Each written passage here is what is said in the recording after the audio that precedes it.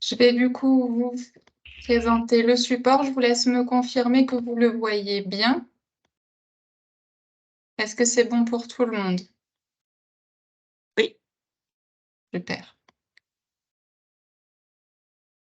Alors, bonjour à tous déjà, je me présente, je m'appelle Élodie Parrain-Bozal, je suis la responsable juridique du groupe Ensemble. Donc, l'objectif de cette petite heure qu'on va passer ensemble, c'est de vous expliquer comment fonctionne le coffre-fort version employeur et de vous expliquer aussi à quoi ça correspond.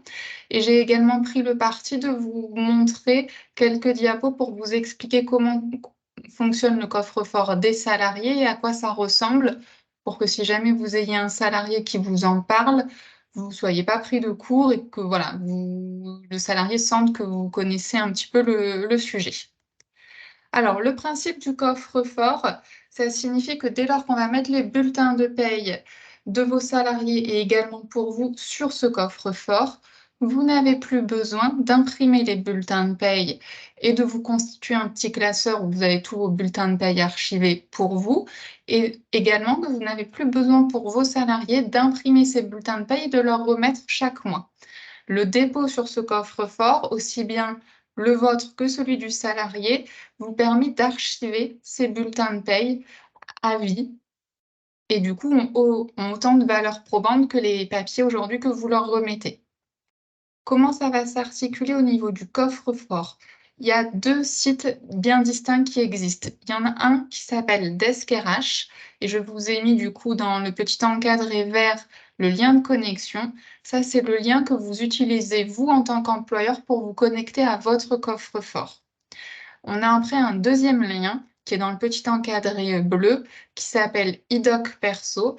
Là, c'est le lien que vont utiliser vos salariés pour accéder à leur coffre-fort. Donc, c'est deux liens différents. Et puis, vous verrez, du coup, vous aurez la chance, vous, de voir la présentation de l'espace employeur et de la présentation de l'espace salarié. Vous verrez que les deux espaces ne sont pas articulés de la même façon et n'ont pas les mêmes options.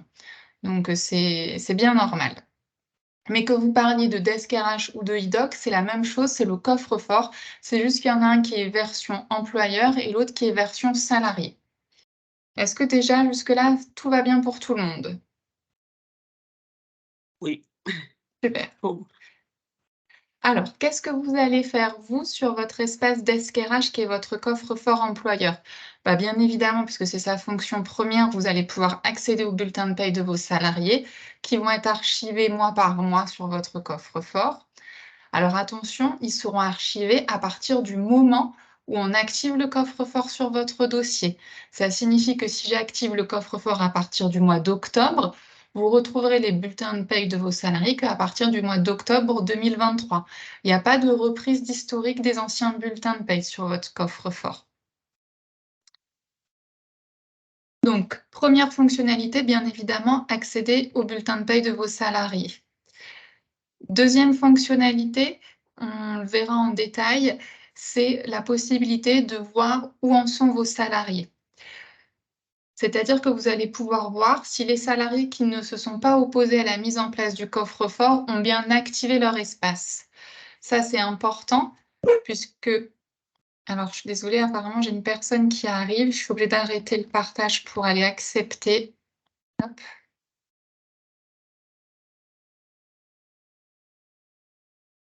C'est bon, du coup, je vous ai remis. Bonjour.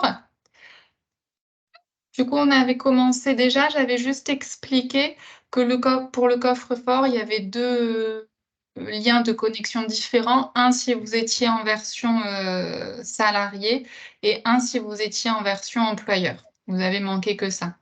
Comme je l'expliquais au tout début, dans tous les cas, la réunion est enregistrée, donc vous recevrez le replay s'il vous manque les 2 premières minutes. Vous pourrez du coup regarder le replay, bien évidemment. Donc, je disais que sur votre espace DeskRH, bien évidemment, vous avez accès au bulletin de paye de vos salariés, mais vous allez pouvoir voir également si vos salariés ont bien activé leur espace. Ça, c'est la seule chose qu'on va vous demander de faire vous, qu'on ne fait pas à votre place, et c'est important. Je vous explique pourquoi.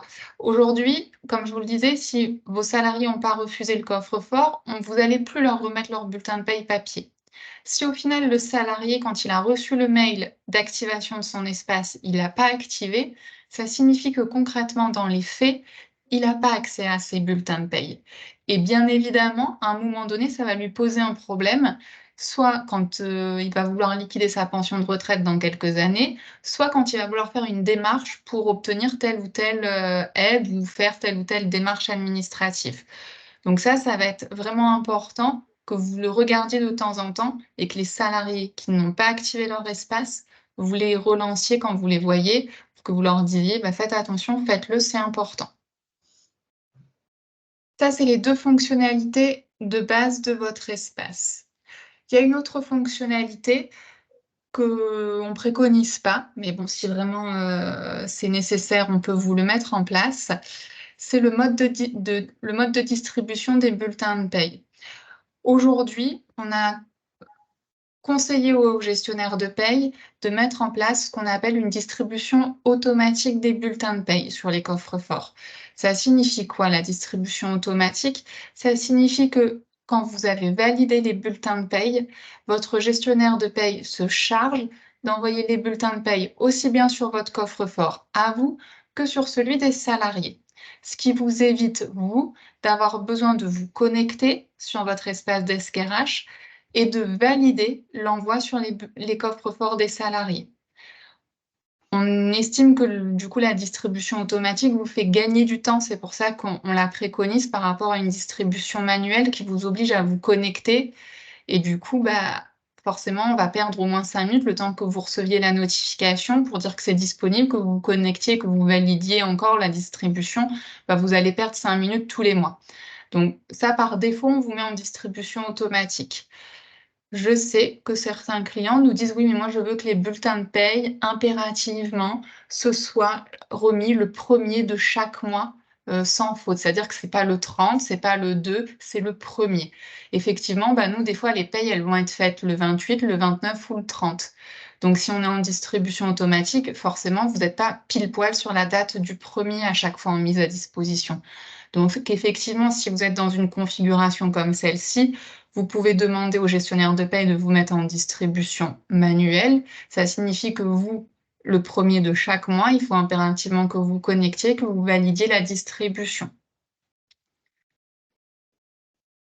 Dans les options de votre coffre-fort, vous avez la possibilité, si un jour vous le souhaitez, ça faisait partie des raisons de notre choix de ce coffre-fort, de mettre en place ce qu'on appelle la signature électronique des documents. C'est-à-dire qu'aujourd'hui, vous signez les contrats de travail manuellement, c'est-à-dire que vous les imprimez, vous les faites signer à votre salarié, vous les signez vous-même avec un stylo. Si demain, vous souhaitez que ce soit des signatures électroniques et plus avoir ces papiers dans les mains, il n'y a pas de souci, votre coffre-fort vous permettra de le faire. Vous n'aurez pas besoin de vous doter d'un autre outil. Alors concrètement, comment ça marche la mise en place du coffre-fort? On va avoir plusieurs étapes. La première étape, c'est votre gestionnaire de paye qui va la faire. Il va vous créer votre espace administrateur à votre compte d'SKRH. Vous allez donc recevoir un mail avec vos identifiants et vos mots de passe. Votre gestionnaire de paye va également vous remettre une note d'information à destination de votre personnel. Cette note d'information, elle comprend plusieurs choses. Déjà, elle explique aux salariés ce que c'est que le coffre-fort. Elle va leur expliquer les différentes fonctionnalités de leur coffre-fort.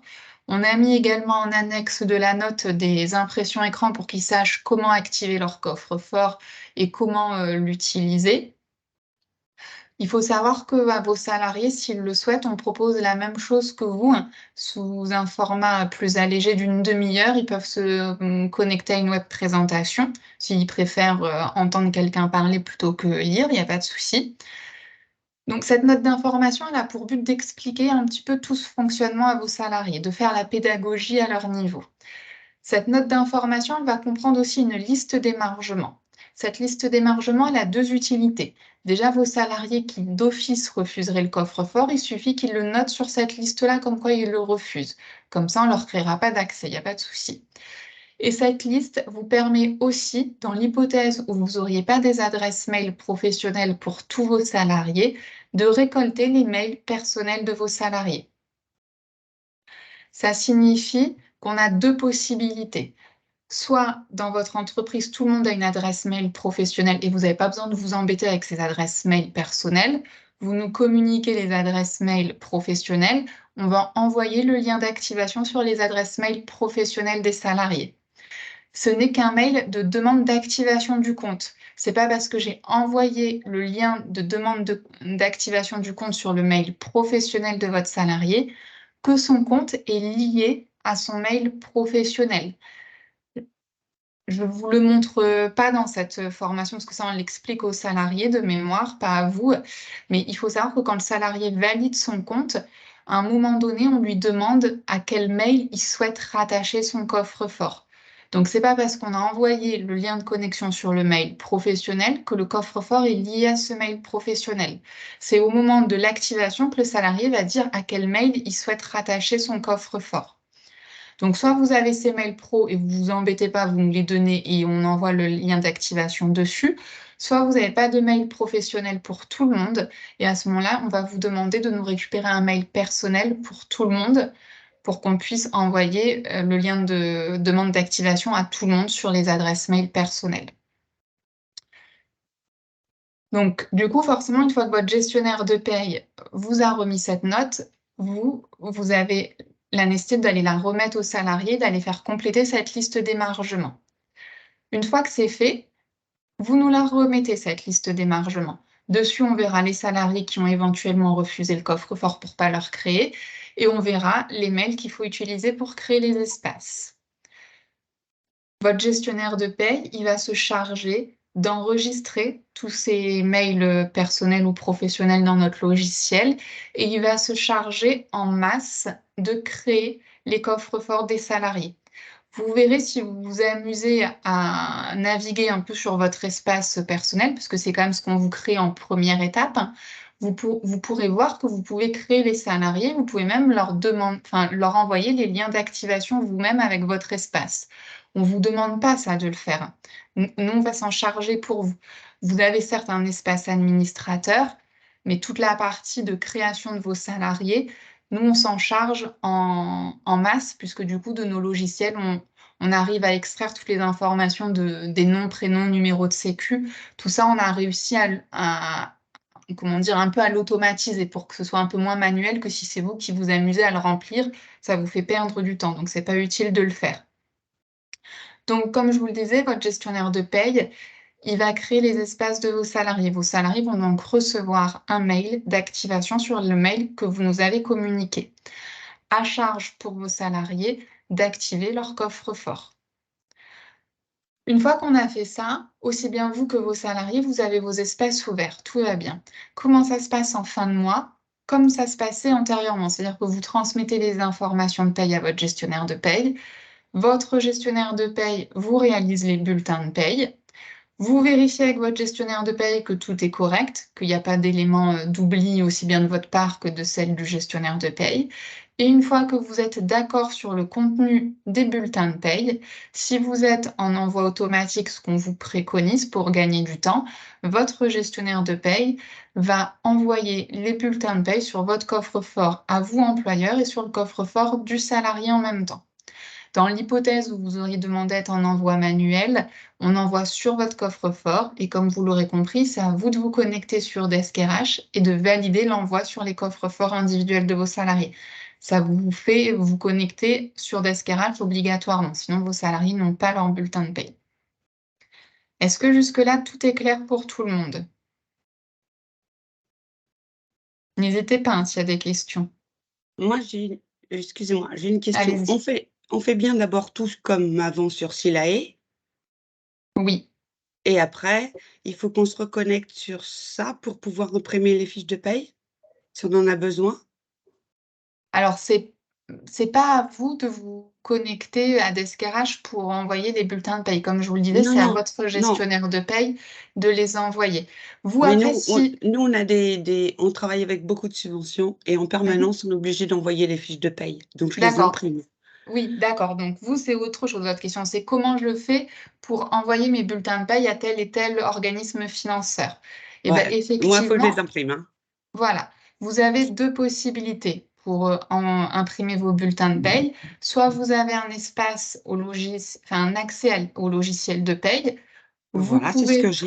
vous pouvez toujours vous connecter à Silay pour les imprimer, ça pose pas de D'accord. problème. Par contre, sauf erreur de ma part, quand vous vous connectez à Silay, le dernier mois en cours, il n'y a pas marqué duplicata. Les mois précédents, il y a marqué duplicata quand vous voulez les imprimer. D'accord. Quand je les réimprime, oui. Oui. Autre possibilité, et l'avantage, c'est qu'il n'y aura jamais marqué duplicata dessus, c'est véritablement de vous connecter, au lieu de vous connecter à Silay, de vous connecter à votre coffre-fort d'SKRH. Donc là, je vous ai mis l'impression écran d'une page d'accueil quand vous êtes sur le coffre-fort. Vous voyez là, tout en bas, j'ai par exemple bulletin de paye de mars 2023, de février 2023, etc. Vous allez retrouver tous les fichiers avec vos bulletins de paye. Donc dessus, vous pouvez récupérer les bulletins de paye de chaque salarié sans la mention duplicata. D'accord. OK. Les deux sont possibles. On ne va pas vous supprimer votre accès Silay si vous avez besoin de faire des impressions, ne vous inquiétez pas. Oui, c'était pour savoir s'il fallait que je me connecte sur les 2 à chaque fois. Non, vous Bon, gardez les mêmes droits que ce que vous avez sur Silay. c'est parfait. Donc, comme je vous le disais, ça, c'est la page d'accueil quand vous vous connecterez. Une fois que vous aurez mis votre identifiant, votre mot de passe, vous allez arriver sur une page qui ressemble à celle-ci. Juste après, je vous ai fait une autre impression écran. C'était juste pour vous montrer que sur le volet à gauche et sur le volet tout en haut, où il y a marqué Connecté à Vive le Soleil avec une petite cloche et un petit bonhomme, en fonction de votre espace et des options que vous avez pris, il est plus ou moins fourni. Là, je suis sur un espace où on n'a que des dépôts de bulletins de paye, donc je n'ai pas des menus qui sont développés. Quand je vais sur des dossiers où les clients ont pris ont pris le parti de faire signer électroniquement des documents, du coup, vous voyez que sur le côté et également sur le haut, j'ai un peu plus d'options, tout simplement. Après, ça revient à la même chose, c'est juste que vous avez des droits supplémentaires, ce qui est logique, puisque pour faire des signatures électroniques, il vous faut des droits supplémentaires. Si je reviens en détail sur le menu de gauche et de ce qui nous intéresse, vous allez déjà trouver un premier élément qui s'appelle Documents. Si vous cliquez dessus, ça va vous permettre d'accéder à tous les bulletins de paye qui ont été envoyés sur votre coffre-fort. Donc, c'est là où vous allez retrouver par hiérarchie les bulletins de paye qui ont été mis dessus. Quand vous cliquez sur salariés, c'est là où vous allez voir votre liste de salariés. C'est notamment là où je vous disais que si ça vous prenait l'envie, vous pouviez créer des salariés et leur envoyer les liens d'activation. Alors, vous pouvez le faire, hein, mais concrètement, c'est ce que je vous disais, ne vous sentez pas obligé de le faire, nous, on le fait pour vous. Mais c'est surtout aussi là, dans la partie salarié, que vous allez pouvoir vérifier que vos salariés ont bien activé leur coffre-fort. Je vous remontrerai après comment ça marche. Et tout en haut, vous avez donc connecté A avec le nom à chaque fois de la structure sur laquelle vous êtes. Ça vous permet, si vous cliquez dessus, de changer soit d'entreprise, soit d'établissement, si vous avez plusieurs établissements. Quand vous avez plusieurs sociétés, on ne va pas vous créer un code d'accès par société. Ça vous ferait, si vous avez 3 sociétés, 3 codes d'accès, ça serait difficile à gérer. On vous regroupe tout sur le même coffre-fort. Après, quand vous voulez changer de vue, il suffit de cliquer ici. Je vous montrerai aussi à un autre endroit où vous pouvez cliquer si vous voulez. Pour les espaces qui sont développés, donc c'est-à-dire avec signature électronique, j'ai le petit point d'interrogation, c'est l'aide en ligne. La petite cloche, c'est les notifications. C'est-à-dire qu'aujourd'hui, votre espace d'SKRH, on a utilisé une adresse mail pour le créer. Sur cette adresse mail-là, à chaque fois que votre gestionnaire de paye va déposer un bulletin de paye, vous allez recevoir une notification sur votre mail en disant qu'un document a été rajouté. Ces notifications, vous pouvez voir l'historique des notifications avec la petite cloche, tout simplement. Ça vous permet de savoir que le document est disponible. Vous n'avez pas besoin de vous connecter toutes les 5 minutes pour savoir s'il a été rajouté. Tant que vous avez pas reçu la notification, c'est qu'on n'a pas fait le nécessaire de notre côté. Les petites molettes, ça vous l'avez que sur les espaces où il y a des signatures électroniques. Ça vous permet de créer des sous-utilisateurs de votre compte administrateur. Alors, il faut savoir, j'ai lu la question, pour des clients qui n'ont pas de signature électronique, c'est-à-dire les espaces de base où il n'y a que le coffre-fort, j'ai des clients qui me disent, oui, mais nous, des fois, on est deux à avoir besoin d'avoir accès au bulletin de paye. L'exemple qu'on m'avait donné, c'est par exemple, je suis dirigeant, j'ai besoin d'accéder au bulletin de paye de mes salariés, ça paraît logique. Et ils peuvent vous dire que, par exemple, ils ont une secrétaire comptable qui a aussi besoin d'accéder au bulletin de paye parce que c'est elle qui se charge tous les mois, par exemple, de faire les virements ou les chèques des salariés. Donc, il faut qu'elle sache les nets pour pouvoir faire le nécessaire. Et bien ça, il suffit de nous le dire. Si vous avez besoin de 2 espaces, de 3, 4 ou 5 espaces, enfin, peu m'importe le nombre, il suffit de nous le dire et nous, on créera autant d'espaces administrateurs que nécessaire pour votre société. On n'est pas limité à un nombre donné. Heu, j'ai une Oui. question du coup. Ben, nous, c'est compliqué dans la structure, on est que 2, Mhm. donc il faut absolument que les 2 puissent avoir accès quand, s'il y en a enfin, si je suis malade. Moi, je gère tout, mais en cas où je sois malade, du coup, j'allais lui donner mes codes d'accès. Non, je lui en fais créer. Oui, vous pouvez lui en faire créer. C'est quand même mieux de lui faire créer un accès parce que l'avantage, c'est que quand cette personne, elle part, on va désactiver son espace. Et vous, vous garderez votre espace avec le mot de passe que vous connaissez. Alors que si vous voulez, une fois qu'elle part, si vous lui avez donné votre mot de passe, si Ouais, vous voulez sécuriser les choses, en fait, ça vous oblige, vous, à modifier votre mot de passe et à remettre à jour votre mémoire pour pas vous tromper la prochaine fois que vous voulez vous connecter. Donc c'est quand même mieux. En plus, le principe du coffre-fort, c'est qu'on est censé sécuriser les choses. Donc oui, donner des mots de passe qui circulent, c'est pas super sécurisé. On affaiblit le dispositif concrètement. Donc le mieux, c'est que vous veniez nous dire, bah, on a besoin d'avoir 2 espaces administrateurs avec ces 2 adresses mail-là et on créera 2 espaces administrateurs. Il n'y a pas de problème. OK, On n'est pas limité en nombre, comme je vous le disais, il n'y a pas de surcoût pour vous parce qu'il y a 2 ou 3 espaces, hein. Il n'y a pas de notion tarifaire qui rentre en compte. Et d'accord. après, le petit bonhomme, ça vous permet juste de vous déconnecter, voilà. Alors, comme je vous disais, quand vous avez plusieurs structures, on ne va pas vous créer un accès par structure. On va vous créer un accès qui va regrouper toutes les structures auxquelles vous devez avoir accès. Donc, quand vous allez vouloir changer de société, vous avez 2 possibilités. Il y en a une que je vous ai déjà évoquée, tout en haut, là où il y a marqué sur mon impression écran connecté à client 6. Vous cliquez dessus et vous descendez à gestion des organisations. Et là, vous allez voir toutes les sociétés sur lesquelles vous avez des droits. Et il suffit de cliquer sur la bonne société, vous serez sur la vue de cette société-là. Deuxième possibilité, si vous êtes encore sur la page d'accueil, vous voyez que sur la page d'accueil, il y a pas mal de petits raccourcis. Donc là, on a un petit encadré orange. Bon, là, je vous ai fait une impression écran où il y a une seule organisation. Mais si vous auriez 2 sociétés, là, il y aurait marqué 2 organisations. Vous cliquez dessus et ça vous renvoie en fait à la page directement des gestions des organisations. Ça fonctionne si vous avez plusieurs sociétés, mais aussi une seule société avec plusieurs établissements. C'est le même type de fonctionnement et les mêmes modalités pour switcher d'un établissement à un autre. Est-ce que c'est bon pour tout le monde? Pour moi, c'est bon. Super. Alors, comme je vous le disais, la seule chose vraiment qui est importante pour nous que vous fassiez, c'est de contrôler que vos salariés activent bien leur coffre-fort. Vous verrez sur la plateforme qu'il existe 3 types de statuts. Il y a le premier statut qui s'appelle IDOC non créé. Celui-ci, il ne me pose pas de souci. Ça signifie que votre salarié, il a refusé à la mise en place le coffre-fort et du coup que nous, on ne lui a jamais envoyé de lien de demande d'activation. Donc celui-ci, il ne pose pas de problème. Il faut juste penser, pour vos salariés qui refusent le coffre-fort, du coup, de toujours imprimer le bulletin de paie et de lui remettre papier. C'est plus ça qui est pénalisant pour vous.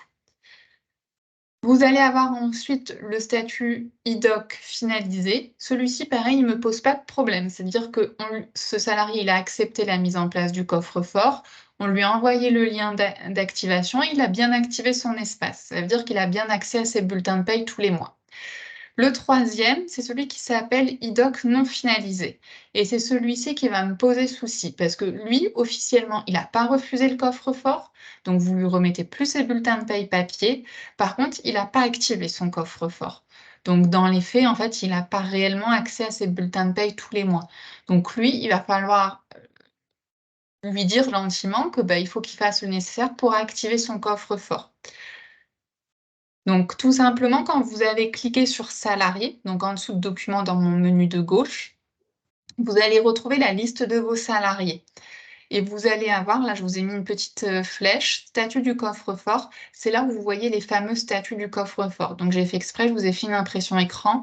Vous en avez un qui refusait, donc enfin qui n'avait pas activé, excusez-moi. Donc, il y a bien marqué coffre-fort non finalisé, alors que je vois bien que les autres sont bien finalisés.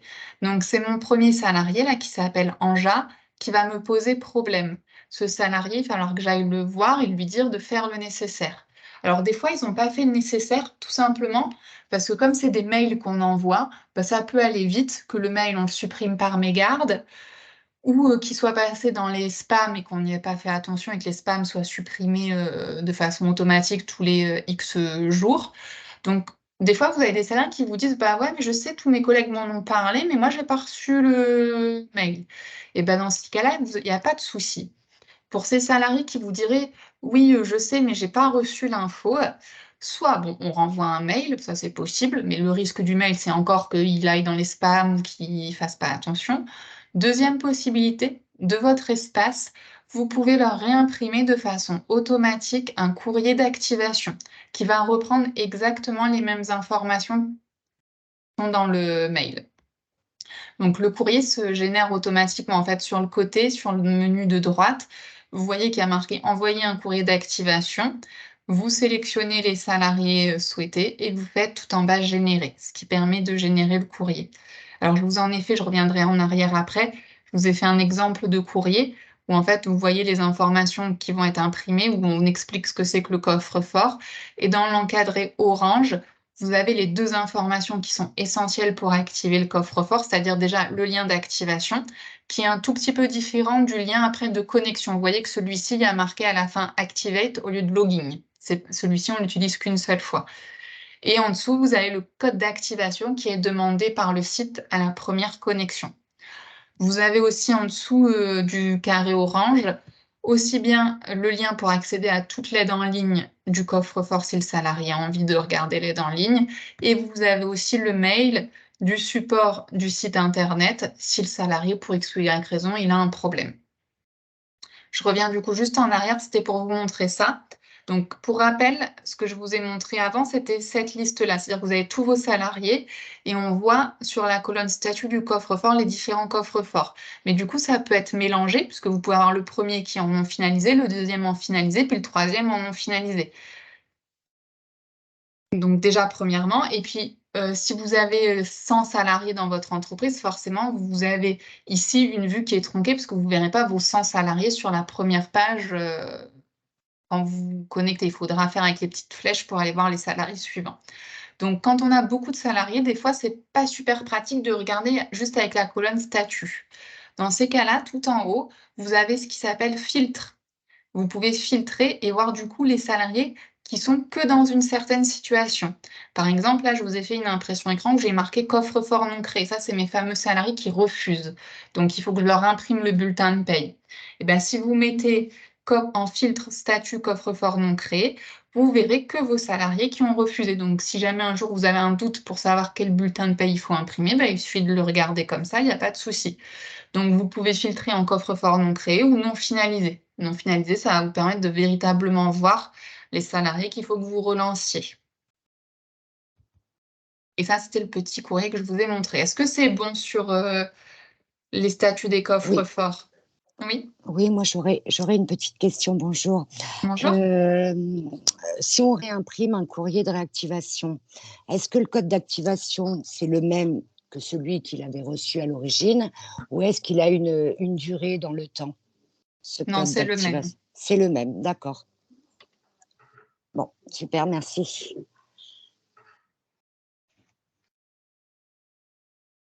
Alors, autre chose que vous pouvez suivre sur votre espace, c'est le statut du publipostage. Ce qu'on appelle le publipostage, c'est le dépôt des bulletins de paye sur les coffres forts.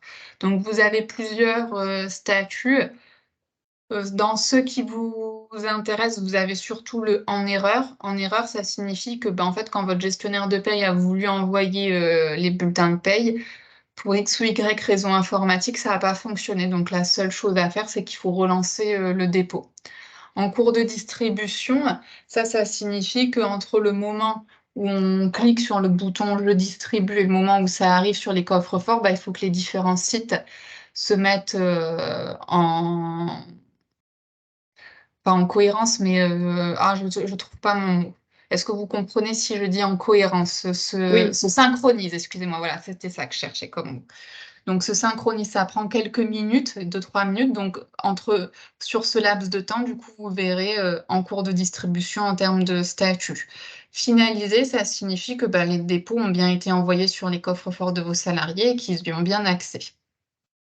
Quand vous avez en attente de validation, ça serait le cas où du coup, vous nous avez demandé de vous mettre en manuel et du coup, c'est à vous de vous connecter pour distribuer les bulletins de paye. Donc, tant que vous n'avez pas validé, ça veut dire que c'est en attente de validation.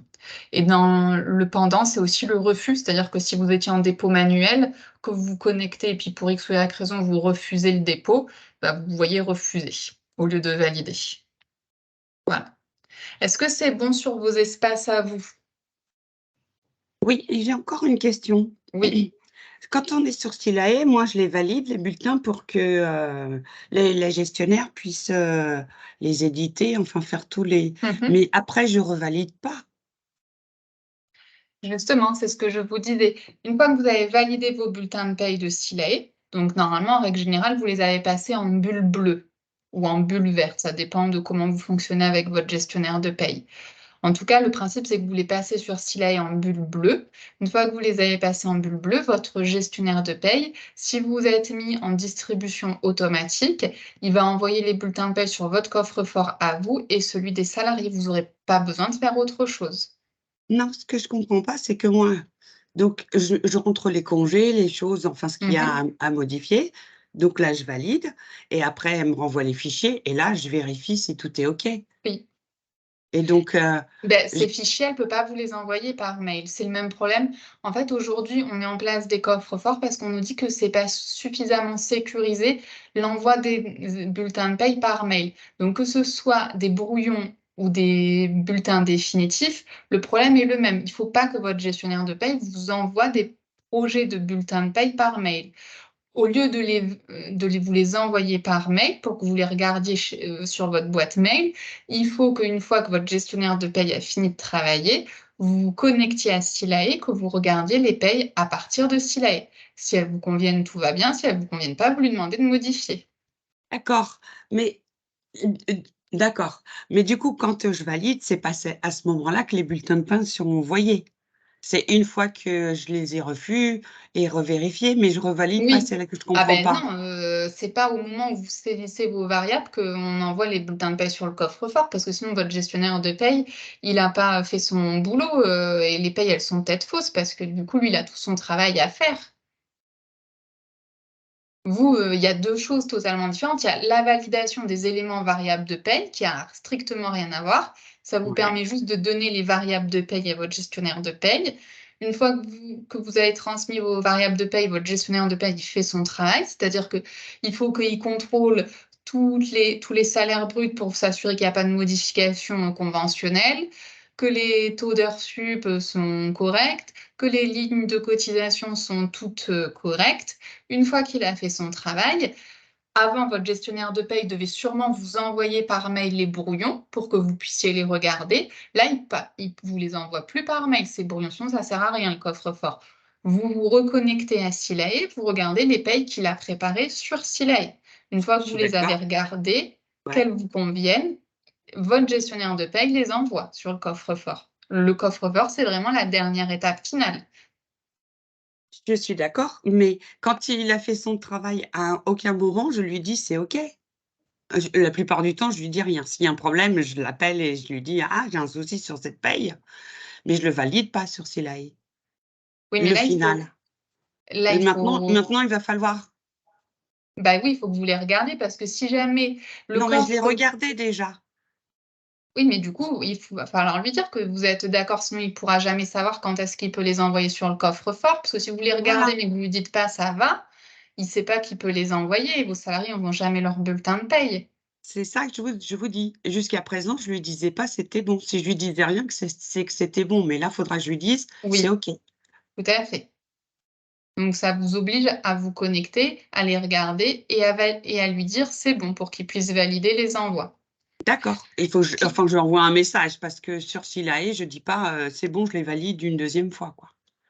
Bah, après ça dépend comment vous fonctionnez avec votre gestionnaire de paye.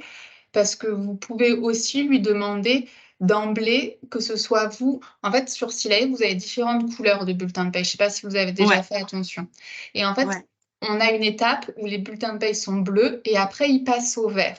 En ouais. fait, si vous lui dites que vous voulez avoir les droits pour passer les bulletins de paie bleus à vert, ça vous évite d'avoir à faire un mail ou de l'appeler. C'est-à-dire que d'office, quand vous vous connectez, normalement, ils sont censés être bleus, les bulletins de paie.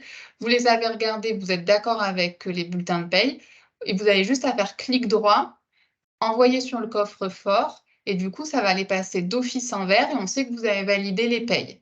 Ça, c'est la D'accord, première possibilité. C'est-à-dire que vous le faites. euh, je pense que ça vous fait gagner du temps par rapport à un mail où vous mettez OK quand même, parce que ouais. là, vous êtes dessus, d'office, vous le faites vous. Après, si vous préférez lui faire un mail ou l'appeler, c'est possible aussi. En fait, ça dépend comment vous vous organisez matériellement avec le gestionnaire de paye. D'accord, je savais pas qu'on pouvait faire, valider les bulletins de paye sur Silae. C'est possible. Je savais pas. Est-ce qu'il y a d'autres questions? Oui, moi j'ai une petite question. Oui. Donc, le gestionnaire de paye nous a créé deux espaces. Donc, un pour moi qui justement vérifie, je fais un peu comme la dame, je vérifie, je lui envoie les heures, les absences, etc., etc. Et c'est mon responsable qui, lui, va après déclencher les règlements. Mhm. Donc, elle m'a bien créé deux espaces. Euh, Tous mes salariés ont réussi à, à créer leur coffre individuel, chacun. Mais moi, elle m'a pas donné de mot de passe. Et donc, je pense qu'il faut que je vois avec elle parce que moi, je n'ai pas j'ai pas notre coffre à nous, Ah salariés, oui, il faut que vous les employeurs. demandiez. Et ça, c'est qu'elle a oublié de vous créer votre espace. C'est important que vous ayez vos codes. Oui, parce elle nous a envoyé donc nos deux espaces avec nos deux adresses mail, mais ça Pour s'arrête là. Silae, en fait, Pour quand vous si, vous connectez, ça vous connecte à Silae, c'est bien ça. voilà. Oui. Bah, Donc il on vous est bien manque un d'accord mot de que, passe pour Desk RH. Il faut que vous bah lui voilà. demandiez. Donc on est bien d'accord. J'ai bien écouté ce qu'a dit la dame Oui, d'avant. À partir du moment où ça vient dans notre coffre-fort, on peut plus y toucher. Toutes les modifications seront à oui, faire en amont tout à fait, c'est sur bien ça. Silae. D'accord, ok. Merci beaucoup. Alors, ce que je vous propose là dans les minutes qui nous restent, c'est de vous présenter rapidement l'espace des salariés pour que vous sachiez à peu près à quoi ça ressemble. Donc, sur le même principe que vous, le salarié, à chaque fois que on déposera un bulletin de paie sur son coffre-fort, il recevra une notification sur le mail qu'il a paramétré. Donc, sur le même principe, il n'a pas besoin de se connecter toutes les 2 minutes. Donc, tant qu'il n'a pas reçu le mail, c'est qu'il n'y a pas de bulletin de paie. Quand il reçoit la notification, c'est qu'il y a le bulletin de paie. Bon, bah, bien évidemment, en plus des notifications, il a accès à ses bulletins de paie. C'est l'objet premier du coffre-fort. Et en plus de ça, il va avoir des options qui lui sont offertes. Il va déjà pouvoir archiver d'autres documents que ses bulletins de paie. Le site lui offre 10 gigas d'espace de stockage disponible. Ça peut lui servir à stocker tout document, c'est-à-dire que ça peut être des anciens bulletins de paie qui décide de scanner pour avoir un archivage complet de ses bulletins de paie sur son coffre-fort. Ça peut être aussi sa carte d'identité, son permis de conduire, un justificatif de domicile, en tout cas tout document qui scanne il peut l'enregistrer sur son coffre-fort dans la limite de l'espace de stockage qui lui est offert. Il peut aussi paramétrer ce qu'on appelle des collecteurs, notamment par exemple avec le site des impôts ou son compte d'électricité ou encore des sites d'e-commerce. Ces collecteurs, ça va permettre que dès lors qu'il y a un document qui arrive sur son espace personnel, sur son site, par exemple, si je prends celui des impôts, dès lors qu'il reçoit sa feuille d'imposition de l'année sur le site des impôts, s'il a paramétré le collecteur, ça va permettre à ce que sa déclaration d'impôt, elle soit dupliquée dans son coffre-fort, ce qui lui permet à un seul endroit d'avoir différents documents et potentiellement de faciliter ses démarches en ligne quand il les fait, puisque un seul et même endroit, il a tout de stocké. Sur son espace, il va aussi pouvoir partager des documents avec des tiers. L'exemple qu'on donne fréquemment, c'est celui du banquier. Vous voulez faire un prêt, on vous demande souvent vos 3 derniers bulletins de paye et votre déclaration d'impôt. Bon, bah, si vous aviez par exemple mis en place les collecteurs, vos déclarations d'impôt, elles sont remontées dans votre coffre-fort.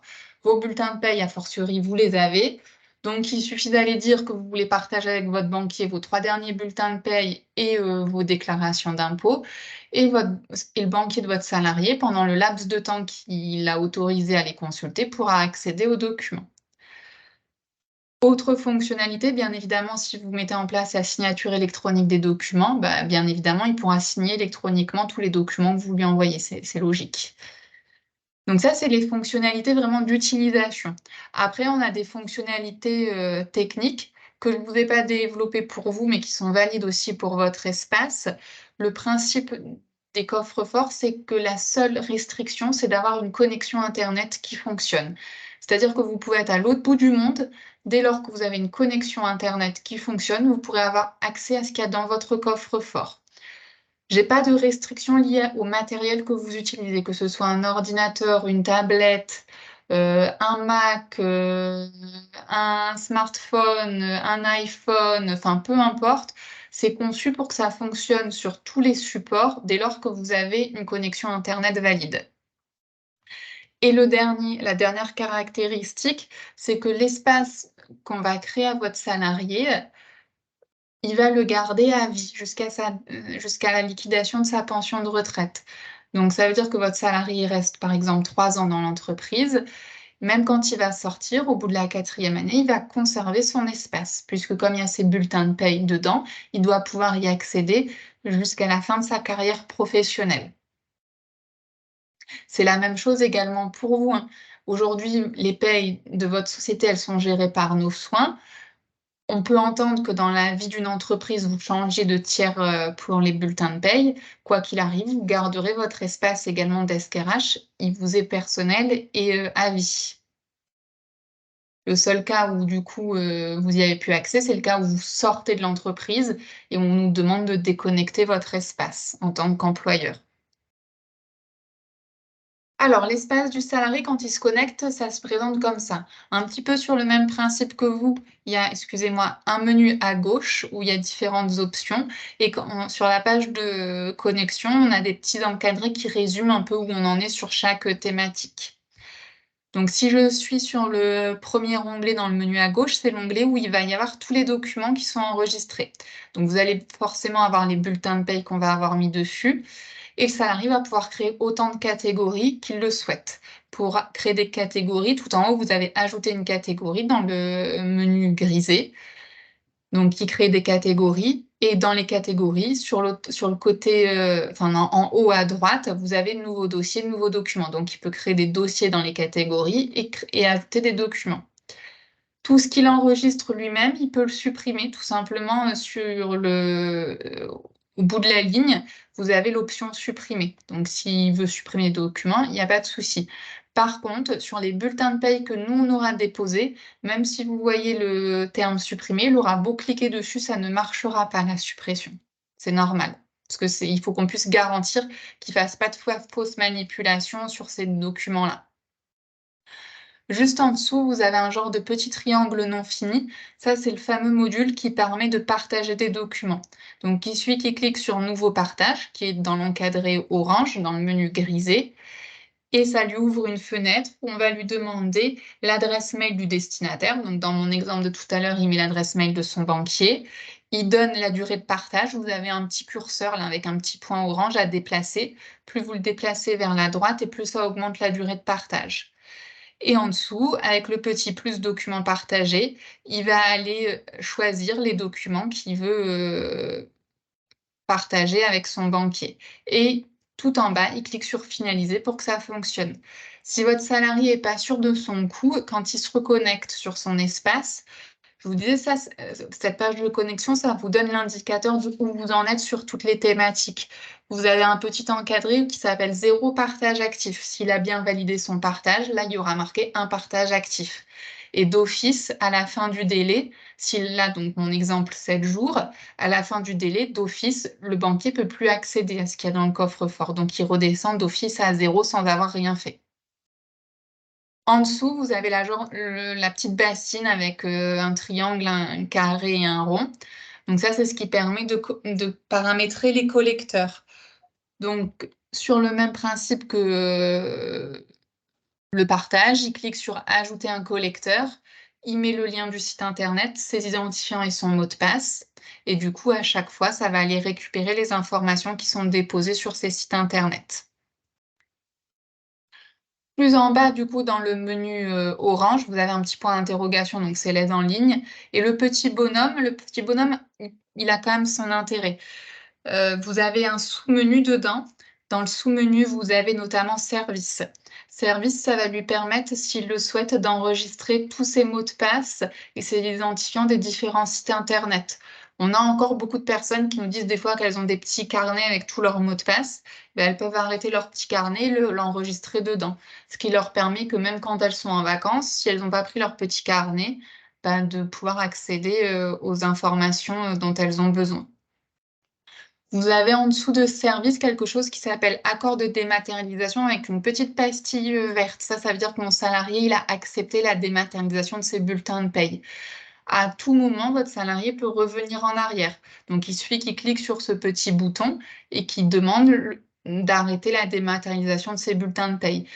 La seule chose, c'est qu'on va lui demander un code de signature quand il fait ça. Le code de signature, c'était le code d'activation qu'il y avait dans le mail initial. Vous vous doutez que si vous faites la manipulation de 3 ans peut-être ou 4 ans en arrière, vous l'avez peut-être oublié ce code et vous l'avez peut-être pas conservé. Dans ces cas-là, c'est pas dramatique. Il suffit juste en dessous de cliquer sur code de signature oublié, ce qui permet de renvoyer un nouveau code de signature au salarié. Dans paramètres, donc qui est au-dessus de service, là, je vais avoir plusieurs choses importantes. La première, c'est vos informations. Ça, on le rappelle, cette impression écran, elle est dans la petite note qu'on donne à vos salariés. On leur rappelle qu'il y a une chose qui est importante pour eux, c'est de s'assurer que le mail qu'ils ont lié à leur coffre-fort soit un mail qui est toujours actif. Comme je vous le disais, le coffre-fort, l'objectif, c'est qu'on le garde jusqu'à notre départ en retraite. Si vous embauchez aujourd'hui quelqu'un qui a 18 ans, bon, son départ en retraite, c'est dans très longtemps. Elle peut avoir changé 10 fois d'adresse mail pendant cette période-là. Donc, il faut quand même qu'à chaque fois, elle pense à aller actualiser son adresse mail quand elle change d'adresse mail. Ça peut arriver, hein. On a des fois des salariés qui utilisent les adresses mail de leur opérateur téléphonique. Donc, par exemple, j'ai un contrat Orange, j'ai une adresse mail Orange. Pour des raisons financières, je change pour un opérateur SFR 10 ans après. Bon, bah, du coup, j'arrête d'utiliser mon adresse mail Orange, j'utilise une adresse mail SFR. Bah, là, il faut qu'ils pensent à aller me le mettre à jour, c'est important. L'adresse mail, c'est ce qui permet aux salariés de garantir le fait qu'ils puissent toujours accéder à vie à ces bulletins de paye. C'est l'exemple que je vous donnais. Par exemple, le code de signature, il va être envoyé à l'adresse mail qui est notée sur le coffre-fort. Si vous n'avez plus accès à cette adresse mail-là, bah, vous allez être bloqué. Donc, il faut vraiment le mettre à jour. Ça, c'est important. En dessous de vos informations, vous avez changé votre mot de passe. Bon, bah, ça, à tout moment, vous pouvez changer votre mot de passe. Vous avez aussi une option qui peut être intéressante, c'est celle qui s'appelle Identifier avec France Connect. France Connect, ça vous permet, quand vous êtes sur la page de connexion, si vous l'avez activée, au lieu de vous connecter avec votre identifiant et mot de passe spécifique d'IDOC, d'aller chercher un autre site internet étatique. Donc souvent, on a les impôts, on a la CPM et souvent l'identité de la poste numérique. Souvent, c'est au moins ces trois-là qui sont proposés. Ça vous permet du coup d'aller sélectionner un de ces sites et d'aller dire que vous voulez vous connecter, si vous choisissez la CPM, avec votre numéro de sécu plus le mot de passe que vous aviez mis sur votre compte Amélie, et d'arriver à accéder à votre espace IDOC. Pour ceux qui connaissent par cœur un mot de passe, des fois, c'est plus simple que retenir un mot de passe supplémentaire. Donc ça s'active par le salarié. Il faut qu'il vienne là et qu'il vienne dire « oui, je l'active ». Sinon, ce n'est pas une option qui est offerte au salarié. Est-ce que ça va? Bon, je passe très vite, hein. L'objectif, c'était que vous ayez vu à peu près à quoi ça ressemble un espace d'un salarié et que vous ayez entendu de façon globale un peu les options qui sont offertes dans le coffre-fort des salariés. Est-ce que vous avez des questions là-dessus? Ah, Non? moi, Oui. j'ai encore des questions, c'est quand vous dites: «Il a le coffre-fort à vie» et après vous dites: «Il a le coffre-fort jusqu'à sa retraite». Oui, c'est jusqu'à sa retraite, précisément. D'accord, donc quand on part à la retraite, on perd son coffre-fort et malheureusement tout ce qu'on y a mis dedans, il faut le mettre ailleurs. Oui. Après, du coup, vous n'avez plus d'utilité de garder vos bulletins de paie une fois que vous avez liquidé votre pension de retraite. Ouais, mais si on utilise le coffre-fort pour d'autres, Oui, vu qu'on on peut le y il mettre s'arrête. d'autres documents. Oui, du coup, alors après, heu, concrètement, les coffres-forts vont pas être supprimés d'office par le prestataire quand vous liquidez votre pension de retraite. C'est juste dans la réglementation, on vous garantit l'accès à votre coffre-fort jusqu'à votre, liquidation de pension de retraite. Donc les prestataires, il y a de grandes chances qu'ils ne vous embêtent pas une fois que vous aurez liquidé votre pension de retraite. Par contre, s'ils ont envie de couper votre coffre-fort et de vous prévenir avant, ben, en soi, vous ne pourrez pas vous y opposer parce que du coup, D'accord. leur garantie, elle aura été respectée. Dans tous les cas, il faut savoir aussi qu'un salarié, comme il est amené à changer d'employeur dans sa carrière, c'est rare quand même qu'un salarié ait eu qu'un seul employeur au cours de sa carrière. Mmh. Potentiellement, votre salarié peut avoir aussi plusieurs coffres-forts qui ont été ouverts chez différents prestataires au cours de leur carrière. Et Ouais. il y a beaucoup de coffres-forts qui permettent l'extraction en une manipulation de toutes les données qui sont comprises dans le coffre-fort, notamment parce que du coup, ils ont bien conscience que quand un salarié il est embauché dans une nouvelle société, il aime bien que les informations soient rapatriées dans le nouveau coffre-fort qu'il a. Ouais. Donc, il est possible, mais c'est le salarié qui fait la démarche, il est possible que s'il le souhaite, d'extraire rapidement toutes les données pour les réenregistrer ailleurs, c'est possible. OK. Et j'avais une autre question, mais en réalité, il y a pas d'obligation de faire tout ça? J'ai pas trop Ah, compris ce qui était obligé et pas obligé par rapport à 2024. alors, si aujourd'hui vous veniez rechercher les bulletins de paye papier auprès de votre gestionnaire de paye tous les mois, vous n'avez pas l'obligation de mettre en place un coffre-fort, puisque j'ai pas de problématique au niveau de ce qu'on appelle le RGPD. Le Ouais. RGPD, c'est la réglementation européenne sur la protection des données. Mmh. Par contre, aujourd'hui, le nombre de personnes qui est prête à se déplacer tous les mois pour aller chercher des bulletins de paye auprès de son gestionnaire de paye, on va dire qu'il est relativement minime. Dès lors que vous n'êtes pas prêt à aller vous déplacer tous les mois, aujourd'hui, on nous a indiqué qu'on ne pouvait plus envoyer les bulletins de paye par mail. On ne peut plus parce que ce n'est pas suffisamment sécurisé et les données peuvent trop facilement, du coup, être piratées, on peut le dire comme ça, et du coup, on ne sécurise pas les données personnelles de vos salariés. Donc, on est en infraction vis-à-vis de la réglementation européenne. Oui, mais moi, je peux récupérer les bulletins de paye sur Silae? Oui, c'est Oui, possible. oui. Est-ce que ça répond à votre question? Oui, oui, oui, du coup, il y a aucune parce que moi, il y a plein de salariés qui me disent: «Mais j'en veux pas de ce coffre-fort» et Bah, je si leur dis: «Mais c'est obligatoire». S'ils n'en veulent pas, de toute façon, c'est ce que je vous disais, il y a un droit de refus du salarié. Donc, il faut qu'ils notent qu'ils refusent leur coffre-fort et du coup, vous serez obligé de continuer à leur remettre papier les bulletins de paye. Par contre, c'est vraiment papier, c'est-à-dire que vous ne leur envoyez pas par mail. S'ils vous disent: «Il me manque un bulletin de paye», ça ne se renvoie pas par mail non plus au salarié, c'est-à-dire qu'à Mmh, chaque fois, ils doivent venir le chercher papier et vous, c'est pareil, nous, on ne peut pas vous les envoyer par mail. Il ne doit oui. rien avoir par mail, en fait. Mmh mh. C'est soit on OK. est sur une impression papier qu'on remet de la main à la main, soit on est sur un coffre-fort. D'accord, Après, OK. vos salariés, je pense aussi qu'il faut leur expliquer quelles sont les fonctionnalités des coffres forts. Aujourd'hui, il y a la majorité quand même des démarches administratives se fait en ligne. Et quand vous voulez faire vos démarches administratives, c'est ce que je vous disais, en règle générale, vous avez à peu près besoin toujours des mêmes documents, c'est-à-dire les bulletins de paye, votre copie de carte d'identité, voire un justificatif de domicile. Quand vous avez mis en place le coffre-fort, tous ces documents-là, du coup, potentiellement, ils peuvent être centralisés sur un même endroit et ça vous permet de gagner du temps. Après, il faut savoir aussi que tout ce qui est bulletin de paye qui est mis dans le coffre-fort comprend un code de sécurité. C'est-à-dire qu'aujourd'hui, vous avez Mmh. beaucoup de banquiers, notamment quand les personnes veulent faire des prêts, qui refusent les éditions PDF des bulletins de paye. Ils veulent des Mmh. bulletins de paye papier pour s'assurer qu'il n'y a pas eu de modification. Parce qu'aujourd'hui, on sait très bien qu'un PDF, n'importe Ouais. qui a un logiciel qui permet d'écrire sur un PDF peut vous le modifier comme vous voulez. Quand Mmh. on est sur des bulletins de paye qui sont accessibles via un coffre-fort, il n'y a aucune modification possible. Si quelqu'un essaye par X ou Y moyen de le modifier, ça perd la clé de sécurité du bulletin de paye. C'est notamment aussi pour ça que je vous disais que vous pouvez sécuriser à 100% les choses pour notamment votre banquier quand vous lui donnez un accès de partage.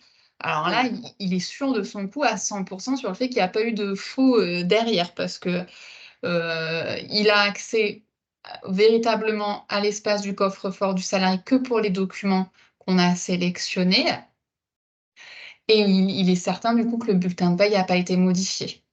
Oui, je pense que c'est pour le futur, ça sera parfait et que ça va leur être obligé, de sûrement plus tard, les banques leur demanderont de les passer comme ça. Mais donc c'était le côté moi, c'est ce que je leur ai dit: «Mais tu t'en fiches, tu le prends et tu l'utilises ou tu l'utilises pas et c'est pas très, très grave, quoi». Mmh. Après, il faut savoir Mais là, aussi. comme vous me dites, à la retraite, bah, tout s'arrête. Moi, je suis à la retraite dans 3 ans, donc je me dis: «Le coffre-fort, il me sert à rien, quoi». Si, parce que dans tous les cas, vous pourrez extraire tous vos documents, avant, votre liquidation de pension de retraite et puis vous verrez que dans 3 ans, ça m'étonnerait qu'Idoc s'amuse à vous faire un mail pour vous se faire confirmer que vous avez bien liquidé votre pension de retraite et ils peuvent du coup supprimer votre coffre-fort. Ça leur Oui, demande beaucoup de travail de faire ça, donc je pense qu'ils le feront jamais. Mais en tout cas, potentiellement, s'ils ont envie de le faire, ils pourraient vous le demander. Ils pourraient, une fois que vous leur avez répondu: «C'est mmh, bon, j'ai liquidé ma pension de retraite», vous dire: «Bon, ben, on vous laisse X, semaines pour archiver vos documents et supprimer les après votre espace». Parce OK. que eux, dans leur contrat, ils s'engagent à maintenir l'accès au coffre-fort que jusqu'à la liquidation de la pension de retraite du salarié. Mmh mh. Après, il faut le comprendre, c'est-à-dire que concrètement, aujourd'hui, vous payez un dépôt sur un coffre-fort. Une fois que vous avez payé le dépôt sur le coffre-fort, il ne vous facture plus rien à vie pour ce salarié. C'est-à-dire que vous avez un salarié qui vient une fois dans l'entreprise, vous lui faites un bulletin de paye, vous allez payer 1 € et eux, en attendant, ça va leur laisser ouvert un accès pendant 40 ans pour cette personne. Vous voyez le c'est Oui, pour ça que quand même, ils se sont mis dans et c'est réglementaire, hein, c'est dans le code du travail. Le code du travail leur a dit: «On vous oblige à le laisser actif jusqu'à la liquidation de la pension de retraite de la personne. Après, si vous avez envie de les supprimer, sous couvert d'avoir informé les personnes, c'est possible». Parce que du coup, mmh. c'est vrai qu'on peut se douter que ça leur fait à ces sociétés-là des frais internes s'il y a des salariés qui viennent que très ponctuellement, qui sont importants. OK. Après, qu'est-ce que je pensais vous dire? Parce que tout à l'heure et puis vous m'avez mince, ça Pardon. m'est sorti de la tête. Par rapport à ce que je Heu, vous ai dit? oui, je voulais vous dire quelque chose, mais je sais plus ce que c'était du coup. Heu, Moi, en tout cas, non, j'ai bien compris tout l'enjeu, quoi, hein. bah, je sais plus, j'allais vous dire quelque chose, mais Bon, là, pour l'instant, de toute façon, moi, je leur ai toujours remis les fiches de paye papier, hein, OK. de la Heu, main à la main, hein. Mais bon, nous, on est voilà, j'ai une structure, on est 2 et l'autre structure, ils sont 3, donc c'est rapide, hein. tout à fait. Bon, je sais plus ce que j'allais vous dire, ça me reviendra peut-être. Une chose qui est quand même importante, c'est que votre coffre-fort, on ne dématérialise que des bulletins de paye s'il n'y a pas de signature électronique associée à votre coffre-fort. Ça signifie que quand vous avez un salarié qui sort, quand il sort, en plus du bulletin de paye, on lui remet un solde de tout compte, un certificat de travail, une attestation Pôle emploi. Ces documents-là ne sont pas dans le coffre-fort du salarié si vous n'avez pas d'option de signature électronique, puisqu'il faut que vous les signiez. Donc, ces documents-là, vous êtes obligé de lui remettre papier. Si c'est bon, ça m'est revenu ce que je voulais vous dire. L'intérêt aussi que vous pouvez évoquer à vos salariés du coffre-fort, c'est que aujourd'hui, les documents, sont archivés. À Mmh. partir du moment où il y a les bulletins de paie sur le coffre-fort. Ça signifie qu'on n'a pas de problématique de perte, en fait, de bulletins de paie. Nous, ça nous arrive fréquemment dans nos journées de travail d'avoir des demandes de clients qui nous disent: «Bon, ben, tel salarié a perdu son bulletin de paie. Des fois, ils sont même plus dans l'entreprise, hein, ces salariés, ils nous demandent de réimprimer en fait les bulletins de Mmh. paye. Ouais. L'avantage, c'est que là, il a accès à tout. Alors des fois, on nous dit, bah, le salarié, en fait, il n'était pas très ordonné, il a perdu le bulletin de paye. Mais on a aussi des situations où on nous dit, bah, il y a eu un dégât des eaux chez le salarié ou un incendie. Et en fait, bah, du coup, il a perdu ses documents alors qu'il était super organisé, votre salarié. Mmh Donc, mh. quand même, l'avantage du coffre-fort, c'est que ces documents-là sont enregistrés et même si demain, bah, il a un dégât des eaux chez lui, il pourra les récupérer, en fait. Ouais, moi, je les ai motivés comme ça en disant: «Mais refuse pas, ça te sert à rien, c'est un truc en plus. Tu l'utilises ou tu l'utilises pas, mais tu l'as, quoi». Mmh. Donc c'est bon, ils ont tous dit oui, du coup. Est-ce qu'il y a d'autres questions?